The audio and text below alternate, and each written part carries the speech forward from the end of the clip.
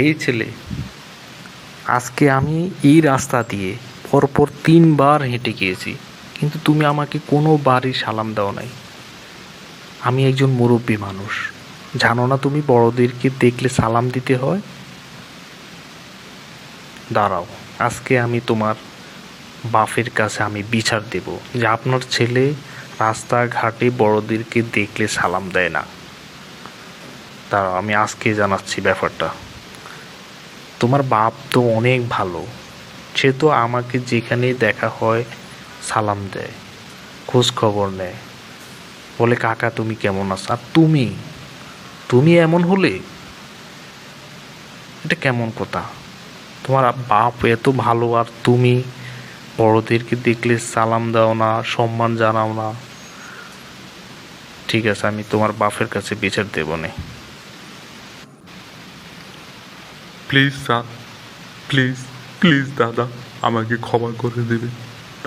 আমি আসলে খেয়াল করিনি আপনি যে এই রাস্তা দিয়ে যাওয়া আসা করেছেন। দয়া করে আমার আব্বুর কাছে কিছু বলবেন না, আমার নামে কোনো অভিযোগ দিবেন না। আমি কাল থেকে ছোট বড় সবাইকে সালাম দেব। আপনি আমার নামে আর কোনো অভিযোগ দিবেন না। আমি কাল থেকে সবাইকে সম্মান করব। আসলে আমি আমার এক ফ্রেন্ড এখান দিয়ে আসবে এবং আমাকে নিয়ে খেলতে যাবে বলে আমি এখানে অপেক্ষা করতেছিলাম। সে অনেকক্ষণ যাবৎ ধরে। দয়া করে আমাকে মাফ করবেন। আমি কাল থেকে ছোট বড় সবাইকে সম্মান জানাবো, সবাইকে সালাম জানাবো। আমাকে মাফ করবেন দাদা যান।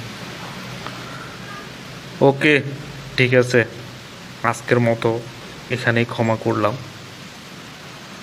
আগামী দিনগুলোতে দেখব তুমি সবাইকে সম্মান করো কিনা, সালাম জানাও কিনা। এটা আমি খুব মনোযোগ দিয়ে খেয়াল করব, কারণ আমি চাই তোমার বাপ যেহেতু অনেক ভালো, তুমিও ভালো হও, সবার সাথে ভালো ব্যবহার করো, সবাইকে সম্মান জানাও, সালাম জানাও। এটাই আমি চাই। ঠিক আছে, আমি তোমার বাপের কাছে কিছু বলবো না। পরবর্তীতে যদি দেখি তুমি কাউকে সালাম দাও না, সালাম জানাও না, তারপরে আমি তোমার বাপকে এই বিষয়টি জানাবো। ভালো থাকবা সে পর্যন্ত।